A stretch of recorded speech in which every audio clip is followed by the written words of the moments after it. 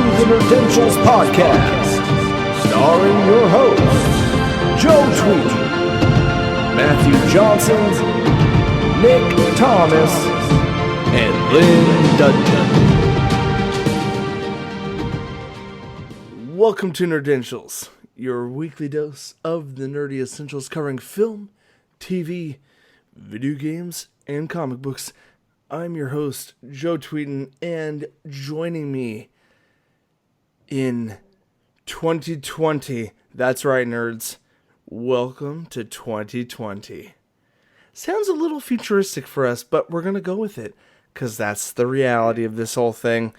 Joining me tonight are two lovely, intelligent, and deeply nerdy individuals. On the one side, we have the Lynn Dudgeon.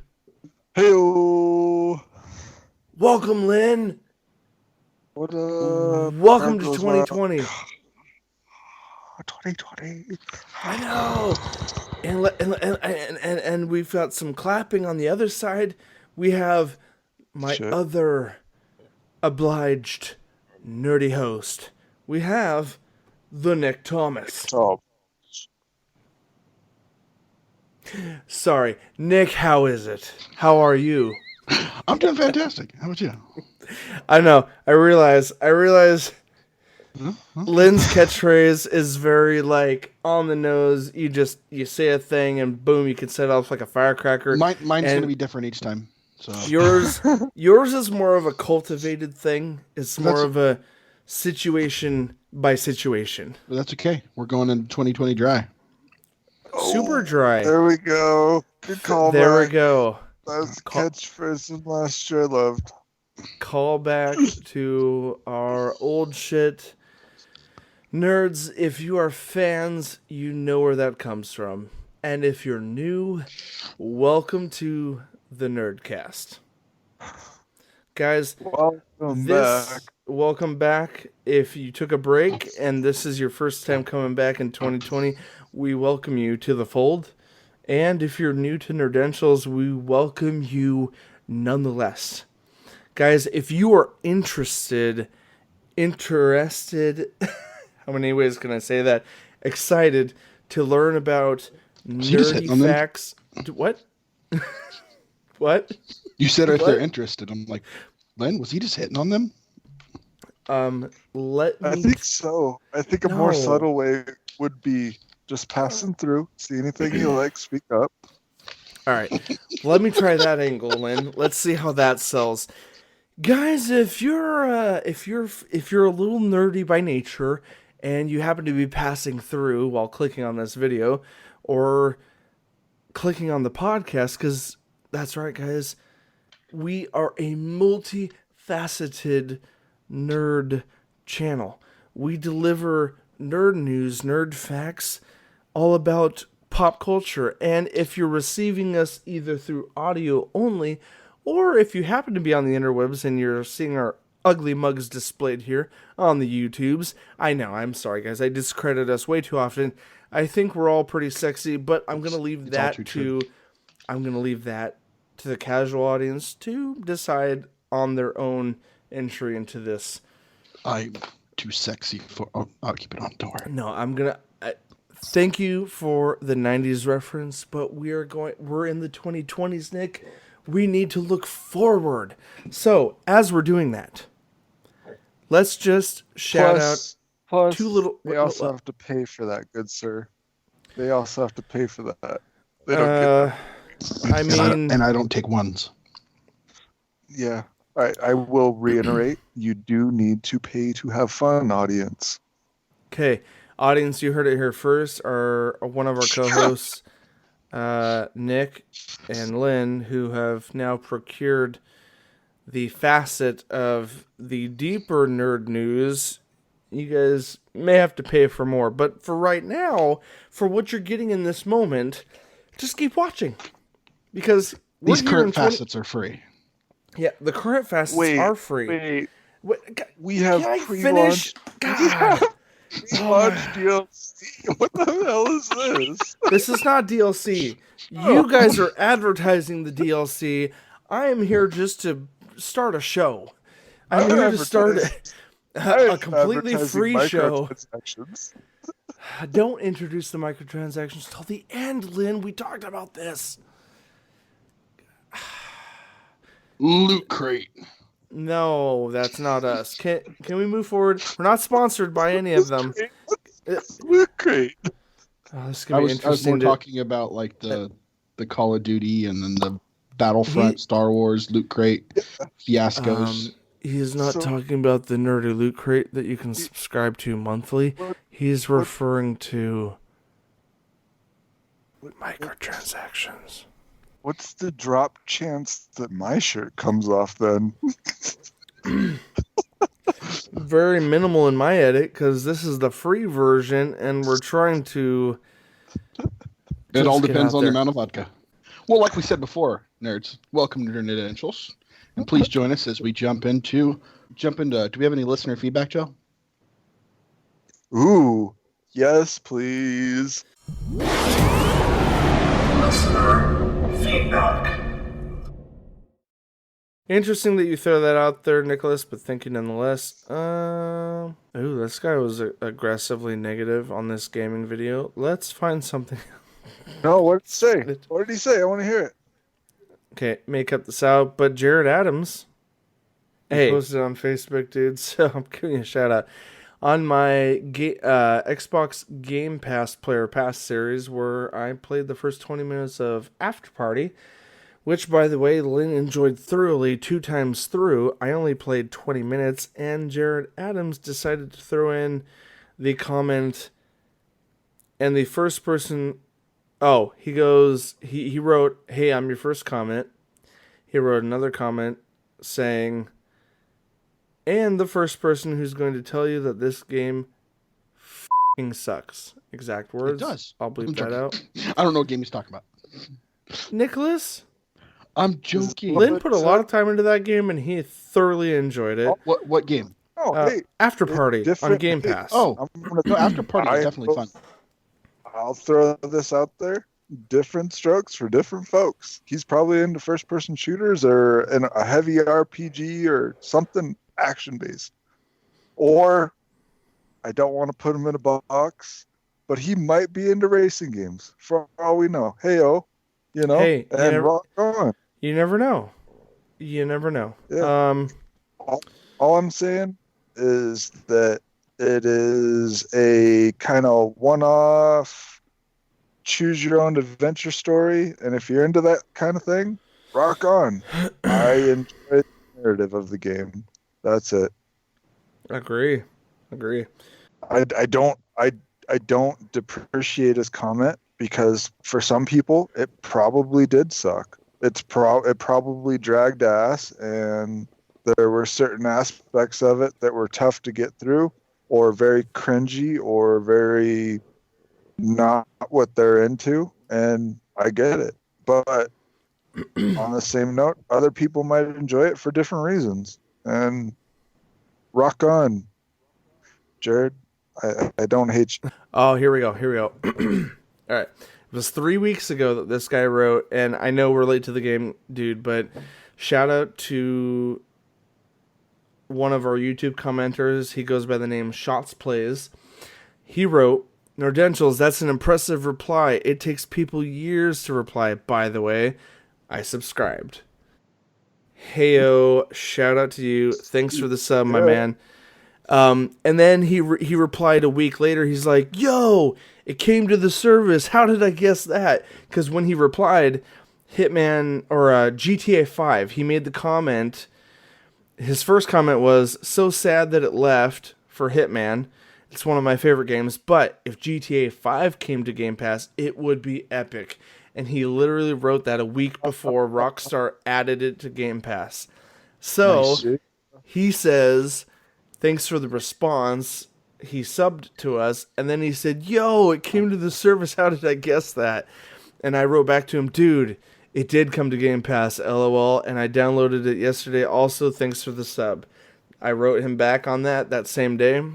And yeah, dude, so welcome to the Nerdcast, Shots Plays. Hope you keep watching our stuff. Also, Shots, please. Can we get more predictions from you, my man? Because that was a good call. Right, dude? Hey, in I this don't. video, I don't even think throwing darts at a dartboard I could have hit GTA 5. that was epic. He literally made the comment Yeah, days before Rockstar made a deal with Microsoft to add it to Game Pass. Flipping epic. So, right? And I that, mean, GTA 5 is fun. I'm not gonna knock it. All the little well, no, hidden dude, things they got in there. it's also the Xbox One edition, which this was one of those cross-platform generation games. It came on the 360 and the PS3, then it migrated to PS4 and Xbox One. And in the Xbox One version, they added first-person perspective to the entire game. So if you want to, you can play GTA 5 in an FPS mode. I'm going to load it up. I downloaded it a couple weeks ago, and I just haven't had time to get into it, but I want to try it out in that mode because I think that might be fun. But that being said, dude, thank all of you guys for your comments on YouTube. Guys, the only last thing I'll say before we jump into the episode is please feel free to comment on any of the videos you see here on YouTube. Add ideas, suggestions on things you want to hear about or see us play or talk about. You know, all this the same goes for ratings. Like, guys, Even we're also on podcasts on YouTube. Give us a thumbs up. That actually helps us get seen by more people.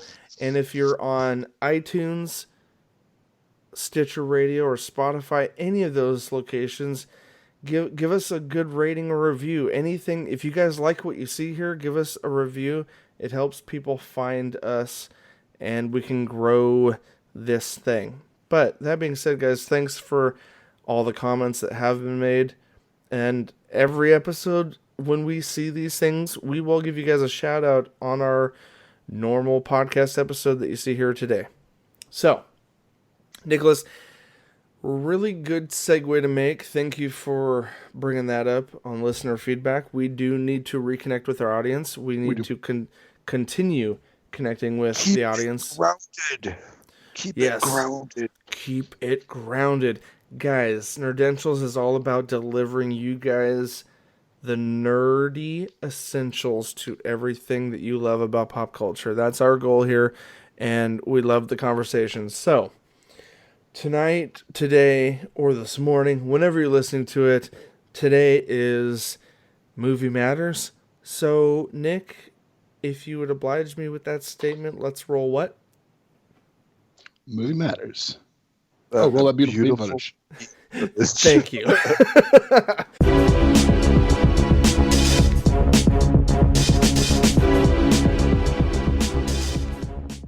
Guys, welcome to Movie Matters. Today, this is podcast episode 78, so welcome. Welcome to 2020, and welcome to our first venture into a new decade. Can you guys believe it? 2020, this is a new decade. Dang.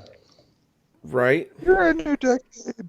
You're a new decade. Well, say what you want, but it is a new decade. And so, kicking things off, guys, we do have a few things that we want to talk about that have recently come out this week. But, I mean, there's a lot of news.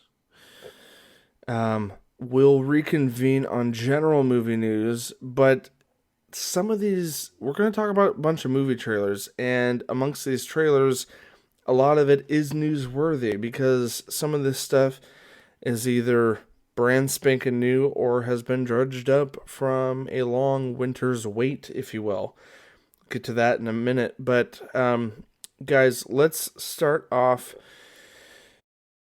honestly with the first trailer that came out this last week. In the last week, we saw for the first time in what seems like 2 flipping years of wondering where this film was going to land. And we're talking about New Mutants. That is the 20th Century Fox production that went into production and was announced and gave us our first teaser trailer. We're going to talk more about what teaser trailers mean as we go forward tonight, but we had a teaser trailer for a film called New Mutants, and this was one of Fox's last ventures into the X-Men based universe of lore before Disney officially bought them up and added them to their collection. That is a creepy island. That is interesting. You guys go to YouTube if you want to watch the video version of this. There's occasionally shenanigans that ensue during our podcast. But back to did you say shenanigans? Who's getting pistol whipped? So here's the thing, guys, is,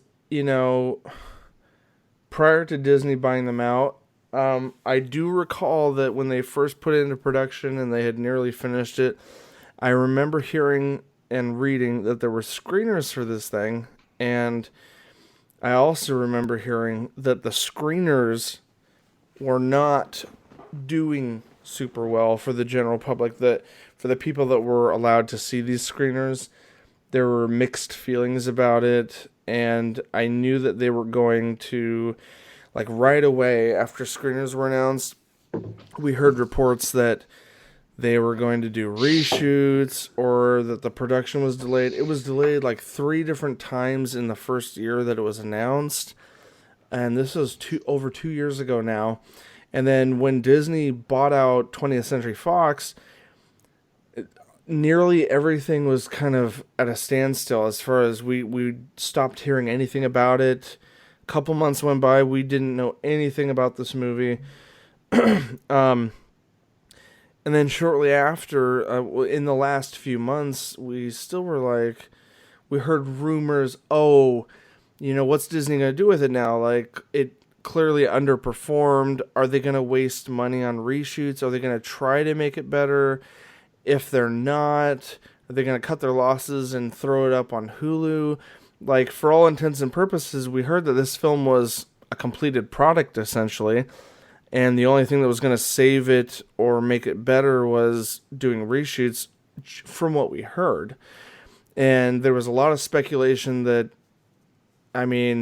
Disney lost a lot of money on the Dark Phoenix film, the last prequel episode that came out focusing on the young X-Men, and they were doing the Dark Phoenix storyline all over again. That did really poor in the box office. And because Disney owns 20th Century Fox prior to its release, Disney kind of took a dip on its performance. So we're like, well, shoot, that one did so bad. They're definitely not going to release New Mutants in theaters. That's kind of a lost cause. But they're not going to completely can it. They're not going to get rid of it because it's a finished product that just might not do well for their numbers. So they're definitely not going to put it in theaters. And for everything we heard rumor-wise, we thought for sure, well, they'll they own majority of Hulu now. Worst case scenario, they'll probably throw it up on Hulu. A lot of hardcore fans and podcasters I listen to have said, we just want to see it at this point. We don't care if it comes to Hulu. We just want to see this thing that we've been waiting for. Presumed first horror film based in the X-Men universe. We're like, this sounds cool. Even if it turns out to be a shit film, we want to see it. That's kind of where everyone was sitting at as far as the internet, the fan base. We just didn't know what was up. And now, out of the blue, seemingly with no announcements, we get a random trailer entitled New Mutants. I think trailer 1 it's called. It says, I'm looking at it right now. It says The New Mutants, it now says. And it says official trailer. And it was uploaded on 20th Century Fox's YouTube channel. I'm looking at it right now. Hold on one second. And, hold on. Let's see. How many views has it got? Where's it sitting at here? 1 second. It's sitting at 5.8 million views as of right now, and this was released in the last 7 days. Out of nowhere. And it's a 2 minute and 20 second trailer. So this is a full-blown trailer. It doesn't say teaser. It doesn't say trailer 1, trailer 2. I think Disney straight up, I don't know. We don't know the details. Like, did they do reshoots or not? We've got to assume Disney, knowing what was wrong with it, must have done something or assisted financially in patching it up in some way enough to justify releasing this. Because there's no way Disney would release this in theaters if they didn't think it was going to at least make the money back that they put into it. At this point. Because they already took a loss on Dark Phoenix. They wouldn't take 2 losses in a row. Seemingly, it looks like Disney is like pushing this out through 20th Century Fox and like, hey, we're going to try to get our money back at least. So they've done something at least to the extent of reshooting, or I don't know what they did, but this is the first trailer we've seen. The previous one, if you guys remember, almost 2 years ago, the teaser we saw was just a montage of freaky scenes with a number of actors and actresses that we're familiar with. Oh, Maisie Williams, cool, from Game of Thrones, at the peak of her popularity coming from Game of Thrones, which is now over. And Anya Taylor-Joy, who came from the psycho thriller series from M. Night Shyamalan, Glass and Split, which were sequels to Break. Help me out, Nick. What was that one? Which one? The first film that these 2 films are sequels to. Unbreakable, thank you. Oh, I figured it out. Unbreakable with Bruce Willis. Sorry. Yeah, Bruce Willis. Unbreakable by M. Night Shyamalan 20 years ago, made sequels. Split with James McAvoy, and then the sequel to that, Glass, that just came out. Anya Taylor-Joy is a young actress who's kind of been coming up in Hollywood in recent films. And we see them in this trailer, and this is the first trailer we've seen where there's like an actual laid out plot for what we're going to expect. Mm-hmm. Nick wrote in the notes here, we've got 2 well-known characters from the X-Men universe, specifically from the New Mutants franchise of comics. We have the characters Magic and Wolfsbane and other teenage mutants who are trying to come to grips with their superpowers while staying in what seems like a secret facility. Almost like they're being held in like a psych ward or something. When watching the trailer, I actually saw someone that I was surprised to see in there. One of the other teenagers playing in there, locked up inside the facility with them, is the older brother from Stranger Things. Oh, Wolfheart. Yeah. Right? Yeah. Do you know what character he's playing in this? Can you tell what he's... I could look it up real quick. Okay. I'll kind of like edit this little pause out, but I don't know if they've specified or if you could tell in the trailer what he does. Yeah. What's his name again? Charlie Heaton, right? No. Well, I was thinking of. Did I get that wrong? Charlie Heaton was the older brother. Sorry, I was thinking of Wolfheart, which is one of the 4 boys in Stranger Things. He's in another film. I don't think he was in this one. Yeah, Charlie Heaton. Will's older brother in Stranger Things. Will was the kid that was possessed. The older brother was the high schooler that was a photographer, had a relationship with Nancy. Hashtag Stranger Things fandom, guys. Yo. Yeah, Sam, he plays, his character is Sam Guthrie, who everyone will know as Cannonball. For everyone in comic fandom that will know, because I don't know much about New Mutants personally, so that's cool. I knew that was one of the mutants in this. A lot of strength, and he pretty much has you know who Juggernaut is? Once he gets going, he can't be stopped. Yeah, but he quite literally bounces off of things and uses that power to do that. That's why they call him Cannonball. So like almost like the ability that Black Panther has, where he absorbs energy and then reflects it or deflects it or whatever. Conceptually similar, different characters, obviously. In Cannonball's instance, isn't it due to the vibration? I think so. It's like the kinetic energy transfer. Which is where I was thinking Black Panther when you say kinetic energy, because his suit is able to absorb energy and then through redirect it. the. Isn't it? What is that element called that they rely on? You're talking about Black Panthers? Yeah. Kinetic energy? No, the material. Vibranium. Vibranium. Vibration. Kinetic energy. Same thing, right? Oh snap! Play on words. Thank you, Marvel. So guys, we've kind of laid out the current state of this thing. We've seen the trailer. Let's get thoughts and opinions on it real quick before we move on. So I'm just gonna throw this out there. Definitely, even though I think it's only PG-13, so that kind of saddens me as far as a horror film fan is concerned. But on the side of like X-Men and Marvel, I say this is definitely one of their first takes at the horror genre, if not psycho thriller being mixed into that. And that's how I'm feeling about it, and it excites me. What are your guys' thoughts? Lynn, it looks like maybe you got a little thought on this as you're thinking about it. Well, it I don't think that the rating really necessarily needs to be a factor. Like, there doesn't need to be gore and death for it to be scary or horror. There could be that psychological mind trip that, that just makes you as a human feel like you've lost control. That could still mess some people up, and that could be scary.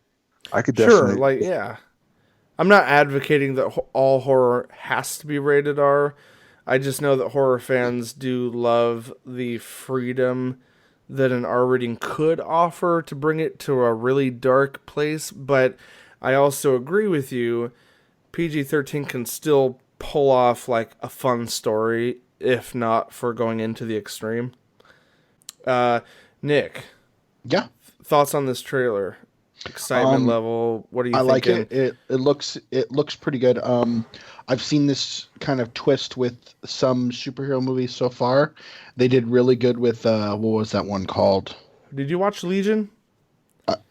Yeah, I did watch Legion. That was really good. I loved it. Okay, nice. And this kind of feels along that dark, gritty side of it. Similar path. But it's almost like they took Legion and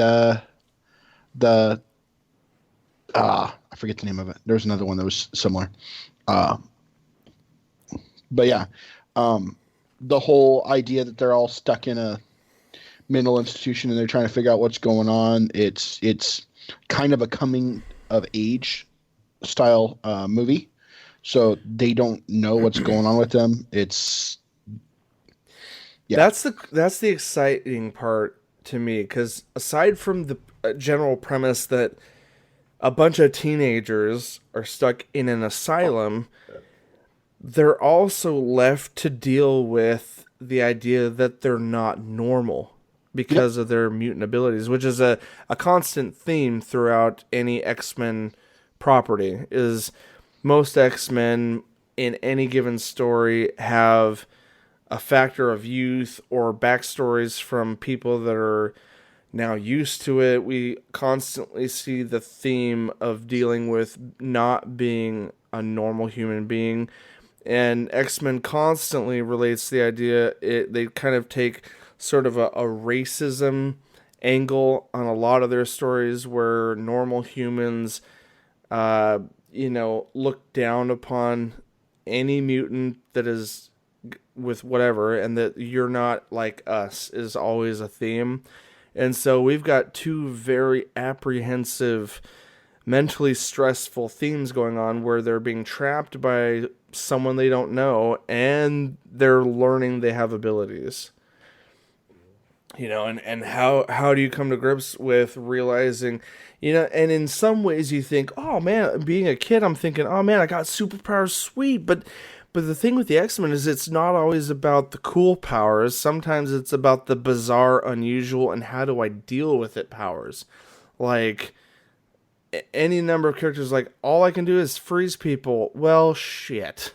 How is that going to help me? Or, all I can do is walk through walls, and what if I get stuck in a wall? I mean, think of any number of abilities that are not the typical, oh sweet, I'm Superman, but you're not Superman. My drinks will forever be cold with the ice powers, and I will be able to fix any electrical issues within my wall that I'm stuck in while I'm here.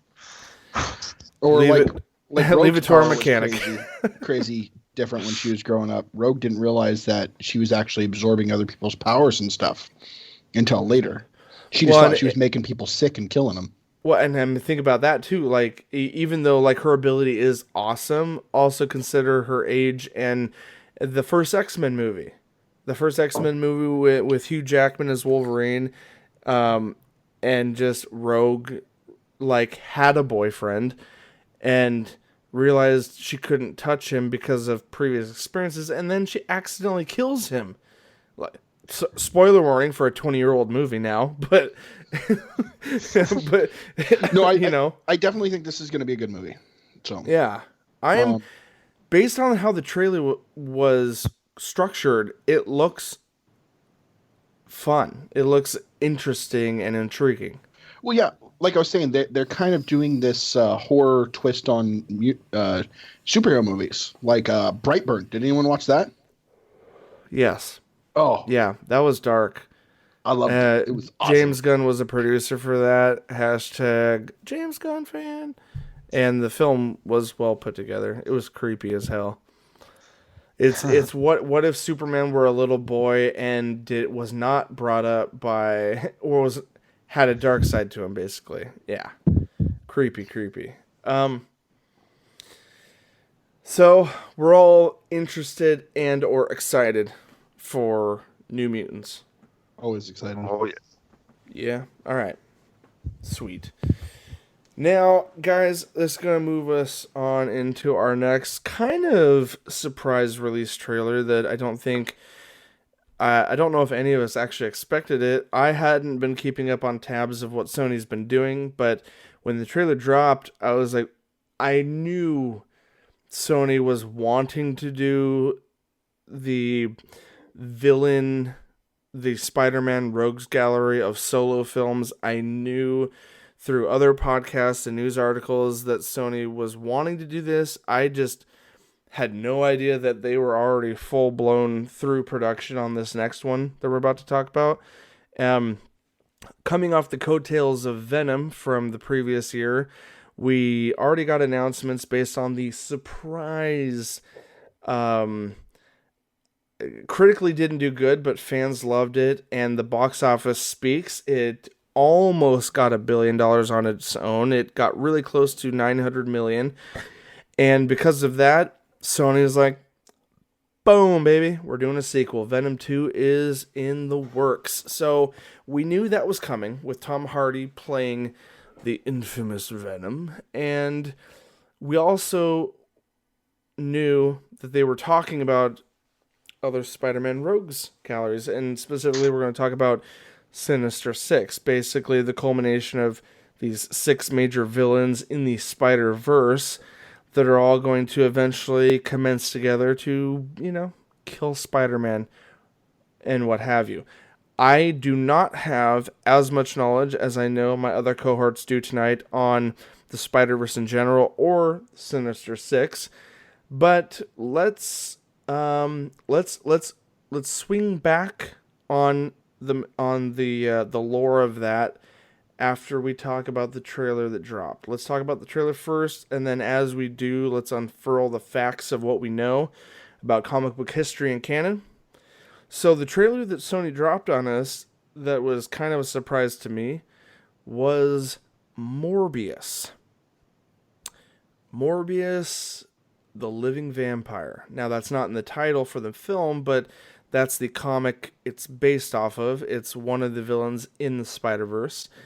I will just read the synopsis, and then I'll leave it to you guys to tell me your thoughts on the trailer. Then we'll dive in a little further. So, the general premise for what we saw in the trailer is the biochemist Michael Morbius, played by Jared Leto, tries to cure himself of a rare blood disease, but when his experiment goes wrong, he inadvertently infects himself with a form of vampirism instead. Now, the key player in this one is Jared Leto, and contrary to past feelings on maybe how you felt about his portrayal as Joker in the Suicide Squad, which unfortunately was a box office flop for DCEU, I think personally I love Suicide Squad as a side note, so no criticism here, but I do feel after seeing this trailer that Jared Leto is kind of a perfect pick for the feeling and theme and angle they're going with for this film. I really liked what I saw in the trailer. We'll break down the trailer in a minute. So, general thoughts. I'm more excited about this than Venom. Than I was when I saw Venom, and I was excited about Venom. But this is it's a solo film about a villain, and I know we've heard a lot of speculation amongst fans and podcasters were saying, can they really make good films that are just solely focused on these villains? And the premise and the layout alone, I thought was really cool. I'm going to pass it off to my other host to kind of expand on their feelings. Nick, you wanted to say something. I'll let you throw in your piece here. What did you want? Or wanted to say about it? We actually don't know in this if he's a villain. Okay, well, I'm speaking from like the outside perspective, but yes, like you're right, and I'll let it doesn't look like he's actually doing villainy things other than drinking blood, but that's because he has an urge to do so. He's still fighting something. Okay, so here's where Nick is going to lay out the canon. I want you to just kind of give us a brief background that's easy for the casual listener to understand of why is he called Morpheus, quote, the living vampire. I know a bit of the background because of recent research, but I feel like you'd be best to speak on this, so go ahead. Well, his rare blood disease transformed the virus that was given to him by the bat in the trailer into a form of vampirism. But he's not dead. Right. That's the big difference between a vampire and what he is. Living vampire. He's still alive. But he has a hunger and his body is going through a transformation. Right. Where in like the original Spider-Man comics and the TV show in the 90s, you actually see him. He has very bat-like features. He flies. He does all those things. Sometimes he even works with Spider-Man. He isn't exactly a villain. He has worked as a villain when it suits him, but for the most part, he kind of does what is best for him, and he's mostly driven by love. He's a helpless romantic. Before he's ever introduced into this, he's got a fiance, and he's doing everything he can to be there for her. Dude, you said fiance, so I don't mean to interrupt. Lynn wants to interject or add to, but when you said hopeless romantic and girlfriend, that made me think Deadpool, anti-hero. Oh, go ahead, Lynn. Real quick, go ahead. But to Nick's credit, like he's saying, that his case of vampirism, where it's a living, put that down. His thing with the living vampire is that it's a radioactive vampirism as opposed to a magical vampirism. So it's not supernatural, right? Yeah, because he didn't have to die to get there. Yeah, it's just kind of trying to add on to Nick's point. Well, and the consistent thing with Marvel, from the mouth of the great Stan Lee himself, he always tried to base characters, #creator of Spider-Man, Stan Lee, always tried to base his creations on scientific reality. He always tried to ground them in a sense of reality. And so Morpheus is no exception to that rule. He is scientifically manipulated by the virus that creates the famously known vampire. Yes. Hashtag truth, Lynn. Thank you for that point. Well, and another reason why they called him the living vampire is in the 70s, there was a comic code authority. There was a strict regulation that no supernatural monsters like vampires and stuff like that could be in comics. Yeah. Right, the whole censorship of selling to kids, basically. Yep. It was, yeah. I guess you can call it depicted censorship. It was a dark time for comic book history, in my personal opinion. But anyway, anything else about this? How about we go back to the trailer for a minute? So now we got a little backstory to Michael Morbius himself. Well, hold on. Let's hear the relation to him and the Sinister Six. Where does that come? Yeah, give us a little context for Sinister Six. Actually, why don't you just, in as short a form as you can without going too long, who are the Sinister Six, Nick? I know you know. Not. What? Well, okay. Which version of the There's Sinister multiple Six versions. Yeah. I know. So, which is the most popular in your mind, do you think? The ones you think that Sony will probably go for? Okay. Go ahead. Sorry. No. Hit it, Nick. I'll go with the 6 that I know of that are the most popular that always get hit on. Well, you could give us the original most popular because they went with S.H.I.E.L.D., Marvel, and all that, and the Marvel Cinematic Universe mostly follows the Marvel Ultimates. Okay. Congruency. So that would include. But let's not forget that Sony is not necessarily directly connected to MCU. Oh, I know. At this point. I would almost think that if they're going to do the Sinister Six, you have Mysterio. He's already been in there. Yeah. I don't think he's dead. You got to have Doc Ock. You're gonna have Electro at some point. Yep. We've actually seen Electro already. Yep. You've also seen Shocker. The Vulture.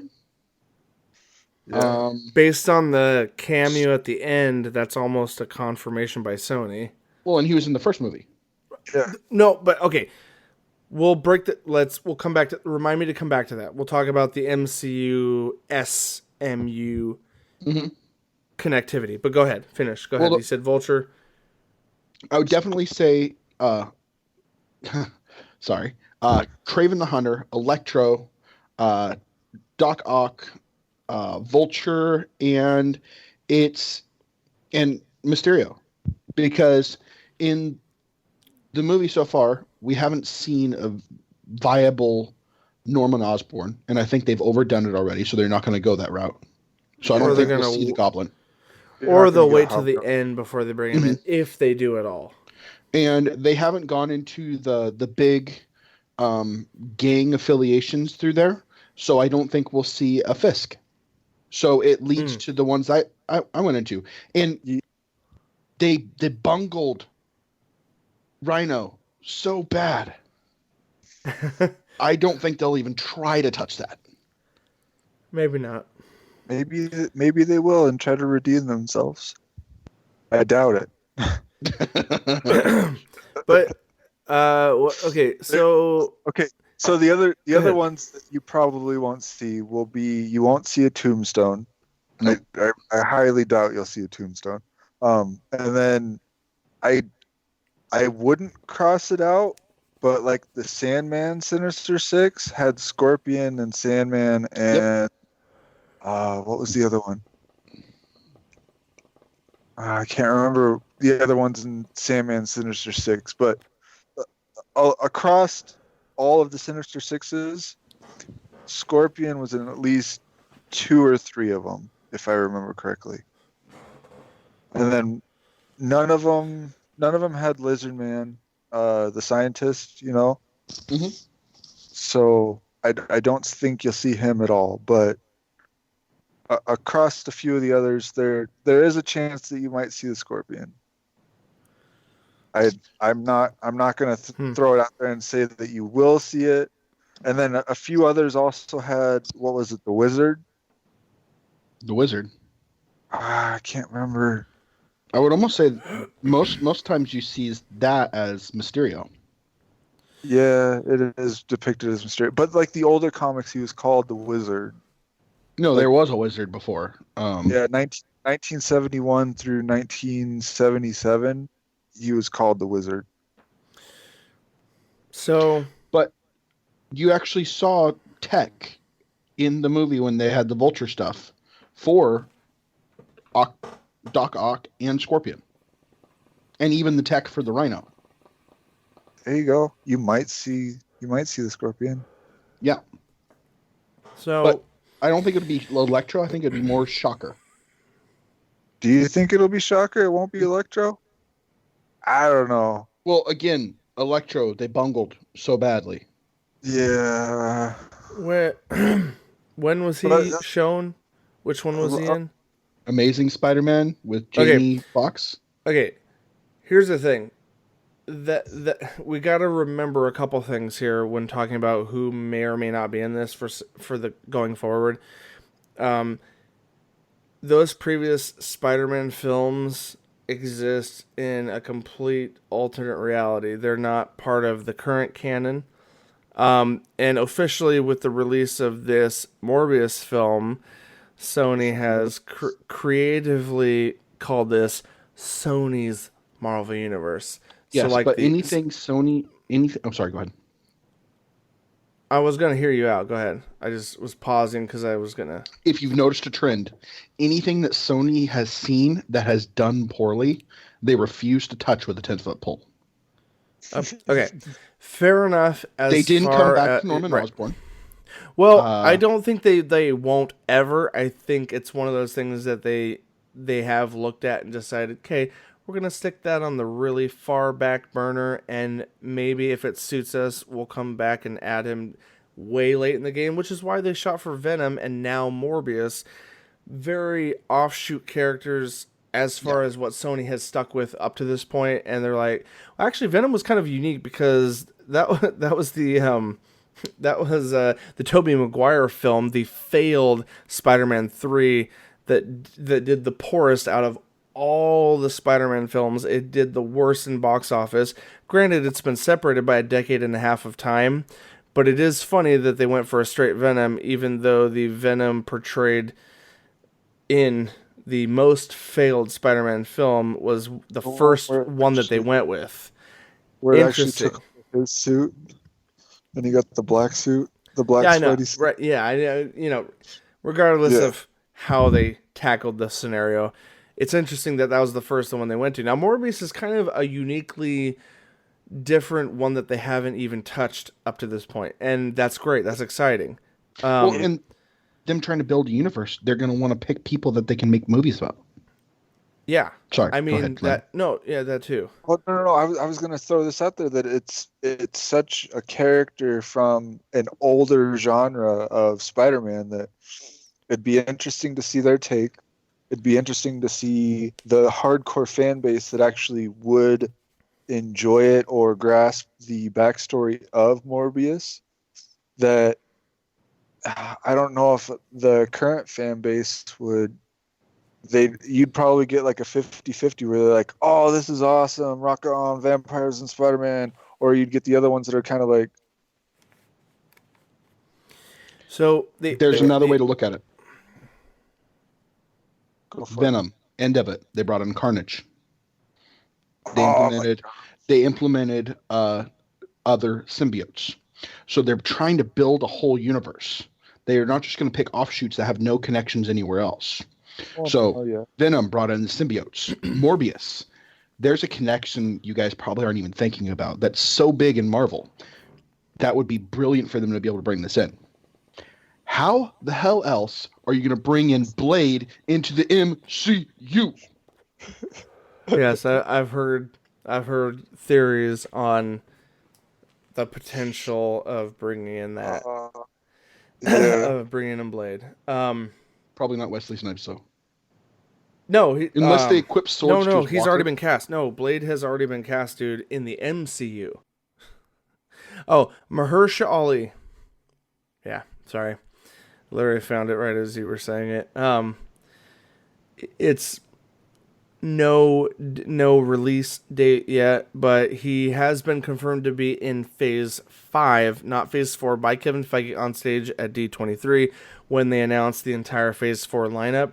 Now, that can ebb and flow with last-minute changes over the next year or two, but for the next 2 years, we're not going to see Blade yet. But here's the other interesting thing, is that Sony did, as we talked about in previous episodes, where there was the whole debacle of, oh no, they can't work things out, oh no, clickbait, news articles abound, oh no, Spider-Man leaving the MCU because the contract's up, and Kevin Feige saying, well, we got to tell the story we wanted to, which is just his PR, it's just his PR talk for, yeah, we haven't worked things out yet, but moving forward, in the event that it didn't work out. But guess what? Marvel and Sony did work out a current deal where they've agreed to help in the production of one more of Spider-Man 3, currently untitled, but with Tom Holland in Spider-Man 3.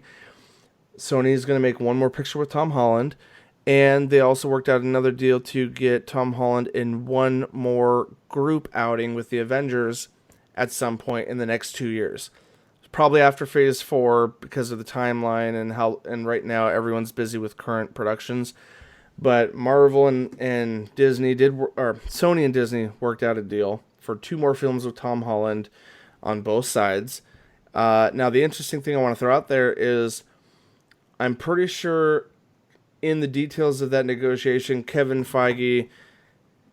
we know for a fact, through what I've read, that Kevin Feige is not assisting in the production of any of these solo Sony films. However, specifically Morbius. However, it is speculated and theorized that because Sony is trying to build out the Spider-Verse on their end, that they did agree, Feige agreed to say, hey, even though Michael Keaton played in the MCU version of Spider-Man, yeah, I mean, go ahead. You go ahead and call up Michael Keaton, pay him whatever his rate is to make a cameo as the Vulture. Go ahead.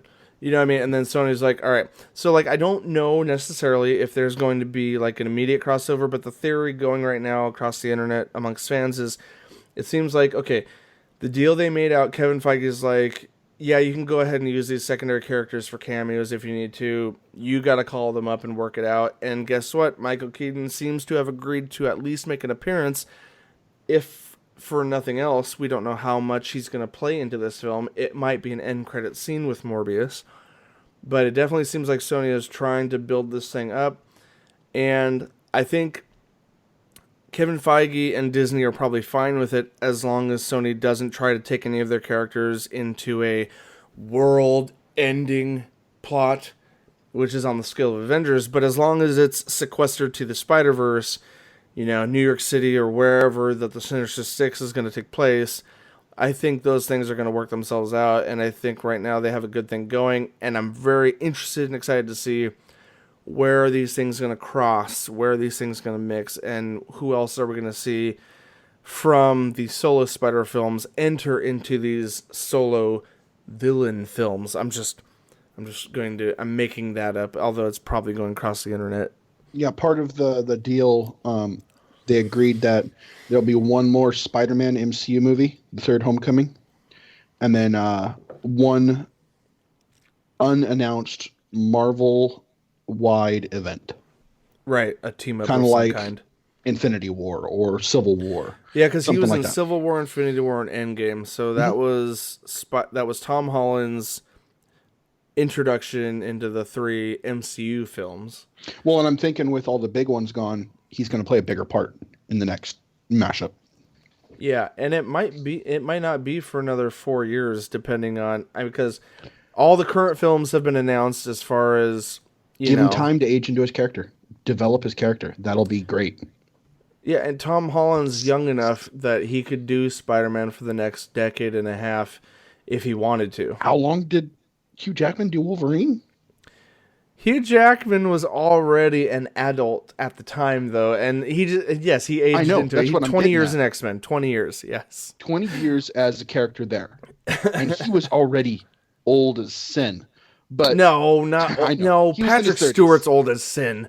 He was already in his prime. Shuck it, Quebec. Sean Connery's old as sin.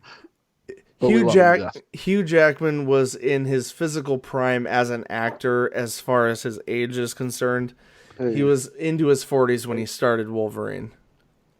I say let Tom Holland run it out and get to the point where he's, fed up with it. That'll give him enough time to find the right Miles Morales.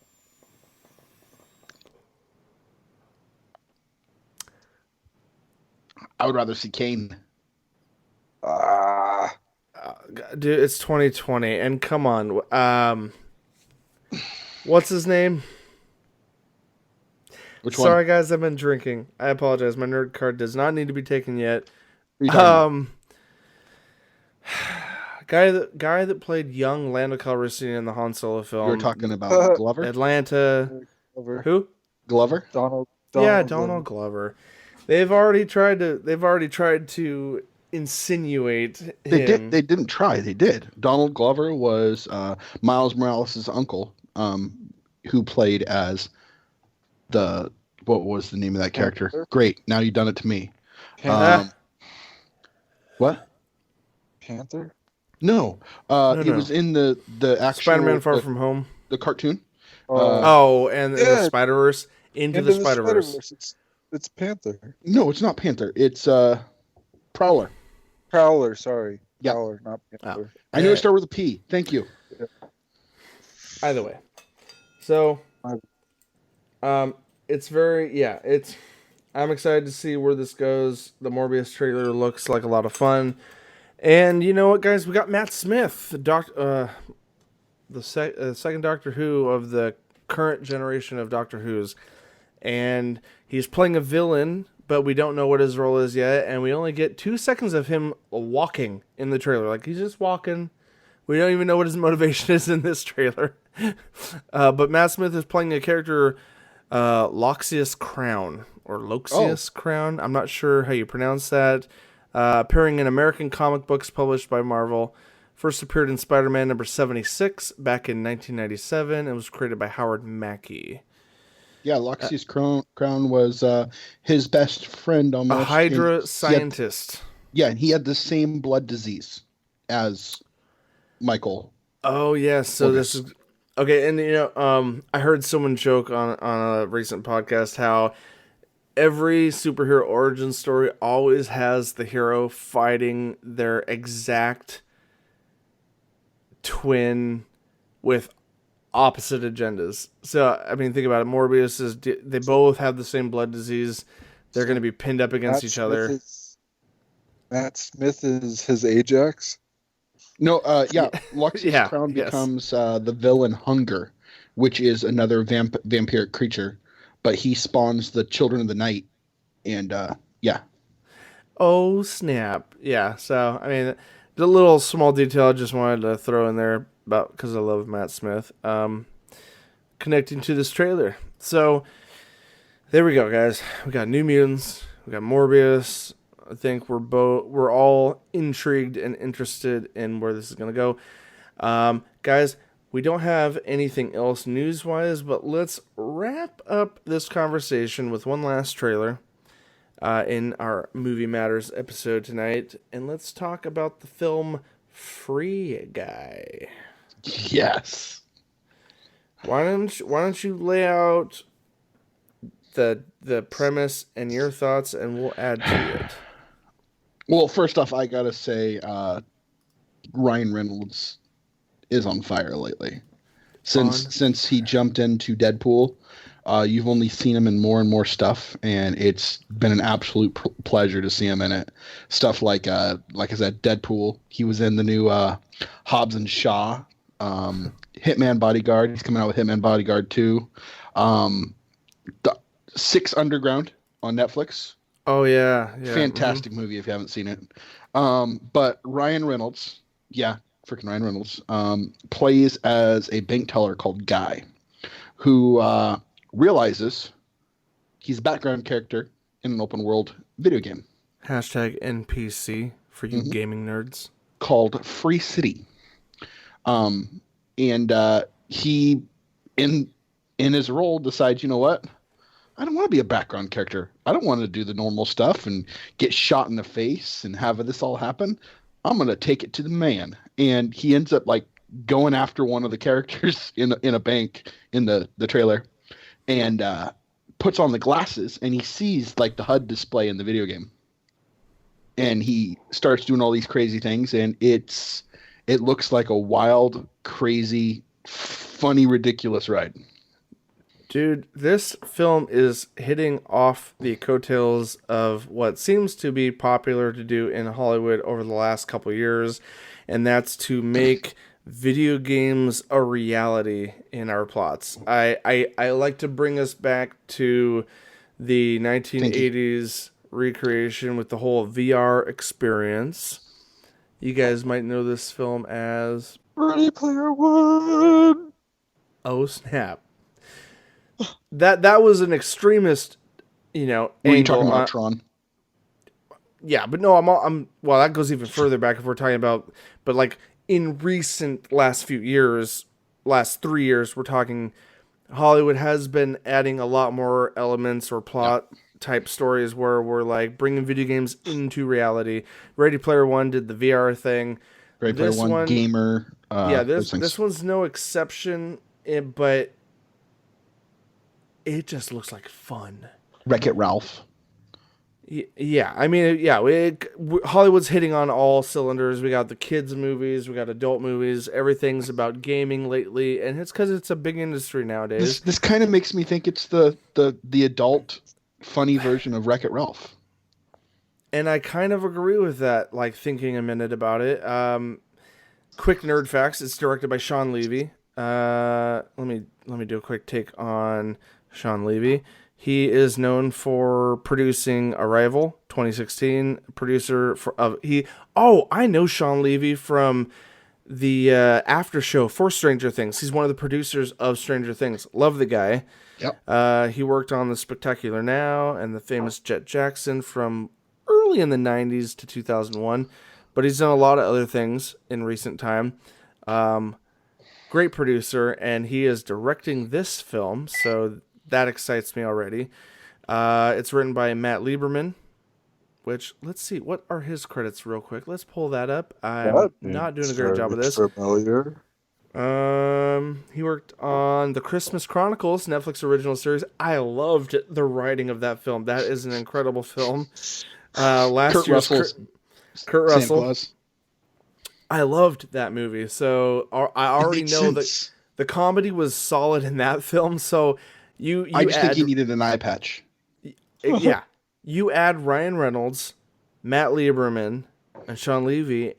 Oh, and also, I don't know what role he's playing, but Taika Waititi of Thor Ragnarok fame, director who played IG-11 in The Mandalorian, freaking hilarious dude, great director as well, is playing a role in this film. This film has the makings of something potentially amazing.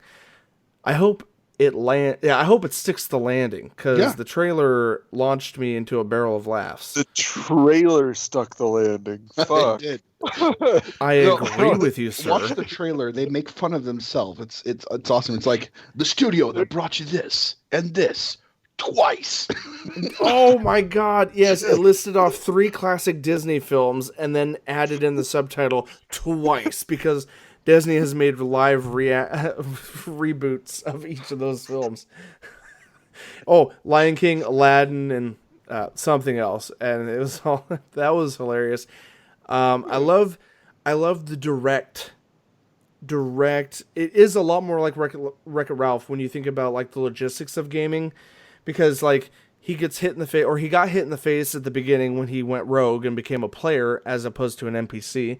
And then when he stands outside, he looks over to the side and he sees a health. After he puts on the glasses. After he puts on the glasses to see the HUD display of the game that he's in.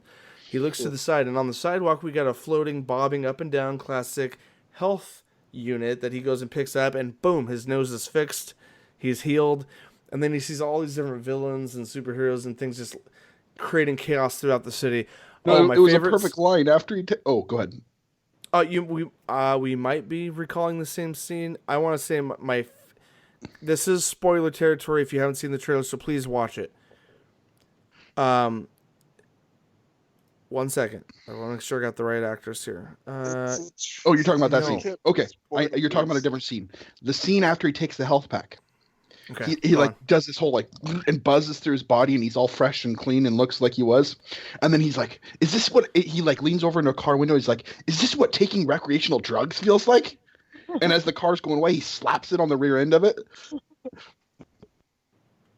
It was hilarious. Oh my god! No, he's like. Oh, sorry, go on. When he was in the freaking bank, when he first goes rogue. And he takes the shot and he shoots the guy. He's like, he goes, he'll be all right. Just sleeping. Yeah, he's like in pieces. He's like, you blew a hole through him, or he's in pieces. No, he's not all right. He's just sleeping. Jodie Comer. Okay, that's the one. And she's a blonde, but she had brown hair in the. Her name's Molotov Girl. Okay, so my favorite scene is when Ryan Reynolds is on the crotch rocket motorcycle. And then Jodie Comer comes out of nowhere and lands right on his lap facing him while he's on the motorcycle trying to get out of there. And the first thing she says is that a Glock in your pocket? And classic Ryan Reynolds goes, no. And then with his perfect comedic timing, pauses and then says, and she's a little surprised, and he goes, I have 2 Glocks or whatever. And then obviously she grabs them and they do a spin out and she's shooting them in all directions. And then they launch out of the window through the skyscraper. And not knowing how high they are in the air. My God, the comedic timing. If it does this for the whole film, I will go to the theaters for this one. I'm excited for it. Guarantee it will. Like the scene where he pulls out the minigun. The whole thing, man. This comes out July 30th. Oh, no, July 3rd. Sorry. July 3rd of this year. And day before my birthday? What? Ooh. It's the day before my birthday. Oh, okay. And we were talking about the other movie earlier. New Mutants actually comes out April 3rd, which let's talk about the release dates on these. We kind of skipped over that. Next birthday. Birthday movies. Birthday buddies. Chip, chip. Chip, chop, chip. Wait. And you would be right on July 30th, but July 31st, my wife's birthday. is release of Morbius. What's the date for Morbius? July 31st. July 31st. Good. They gave a whole month after Free Guy. Not that it's going to compete. It's 2 different genres, honestly. Yeah, guys, and that just covers the first half of the year. I mean, there's actually a lot of other bigger films we haven't touched on yet, and I think we might have to. We've been running along in the tooth for Movie Matters, guys, so we will probably have to we'll have to do a part 2 on anticipated films for 2020. We'll definitely have to come back on this. Yeah. And on top of that, if you keep track on our YouTube, you'll actually see on the Nerdentials page, every once in a while we'll put up some trailer reviews or reactions. Yeah, we're getting back into the reaction videos, guys, where we lay out some nerdy details, give our raw reaction of the trailer, and give you our concluding thoughts. They're short, quick videos, and they're fun to watch. So keep up on the comments down below on those and this. Before we close out, let's just ask our listeners and viewers, what are you excited for in 2020? What films are you looking forward to? Remember, folks, we've got a part 2 on this because, of course, the MCU is littered with films in the last half from May through the end of the year. We'll talk about a lot of those films. We'll talk about stuff coming out from the DCU, some things to look forward to in the second half of the year. But for what we talked about tonight, guys, put a comment down below. Like the video if you're on YouTube, and subscribe if you haven't yet. That being said, guys, we do have some reviews coming up, and we'll touch on those next Monday. But thanks for joining us, guys. You can follow us on all the social medias. You can follow all the content and all the video, even outside of YouTube. If you want to find it all in one beautiful place, guys, go to Nerdentialsmedia.com. You'll see these beautiful faces. As my chorus of nerdy angels sign off on this plug, I thank you for listening to us. And guys, again, if you shout out in the comments below on any of our videos, we will touch on them at the beginning of every episode under listener comments or feedback. But that's going to do it for tonight, guys. This has been your Nerdy Essentials episode. Dear Lord, we're almost 80, guys. Yeah. Episode 78, Movie Matters. Thank you for joining us. Thank you. For me, myself, Nick and Lynn. See how he triggers himself twice there? For me, myself, and I, and Nick and Lynn. 3 times. There's 6 of us. No, bastard. This has been your Nerdy Essentials. As always, nerds, we'll see you on the other side. Alright,